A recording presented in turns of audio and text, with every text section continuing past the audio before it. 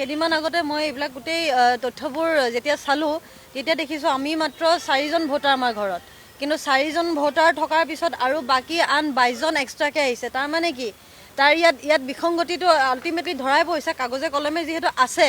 গতিকে মই এইটো মুখ্যমন্ত্ৰীও ক'ব বিচাৰোঁ যে তেওঁৰ ভয় নেকি যে তেওঁক অসমৰ ৰাইজে ভোট নিদিব আৰু এইবিলাক ফল্ছ ভোটাৰ ফেক ভোটাৰে তেওঁ ভোট এই নিৰ্বাচন খেলিব বিচাৰিছে। আৰু বিশেষকৈ BLOৰ ওপৰত আমি এটা সিদ্ধান্ত লৈছোঁ যে তেওঁৰ এগেইনষ্টটো আমি FIR এটা দিম আৰু ইলেকশ্যন কমিশ্যনকো আমি এখন প্ৰতিবেদন দিম আমাৰ ফালৰ পৰা, আমাৰ ঘৰৰ সম্পূৰ্ণ পৰিয়ালৰ পৰা।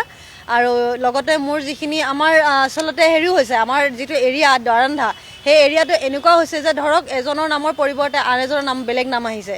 ধৰক দেউতাকৰ নামত পুতেকৰ নাম হৈছে, পুতেকৰ নামটো দেউতাকৰ নাম হৈছে, তেনেকুৱা হৈছে। আৰু পিছে পৰ্যায়ে মই আপোনালোকক জনাই দিম, আপোনালোকে হয়তো এই ইনফৰ্মেশ্যনবোৰ পাই যাব, কাৰণ এই খেলি মেলিখন গোটেই আমাৰ এৰিয়াটোত হৈ গৈছে, 6 মাইল এৰিয়াটোত।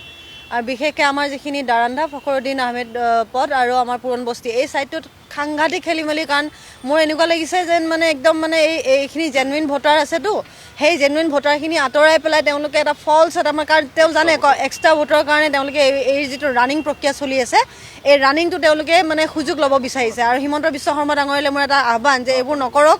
তেওঁ যদি নিজে সক্ষম হয় জেনুইন ভোটাৰ ইলেকশ্যনটো জিকি দেখাওক। চিনি নাপাওঁ, একেবাৰে চিনি নাপাওঁ।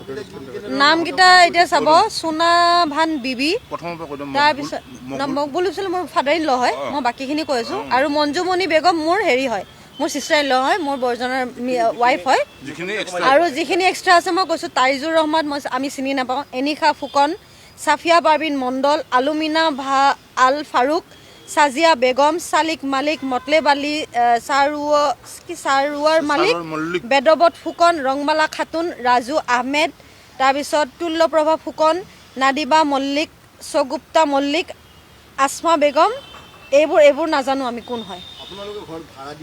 আমি ভাড়া দিওঁ, কিন্তু সেই ভাড়াতীয়া ইয়াৰ নহয়, সিহঁতৰ চব বেলেগ বেলেগ ঠাইত ভাড়াতীয়া আছে, কিন্তু সিহঁত ইয়াত নাথাকে।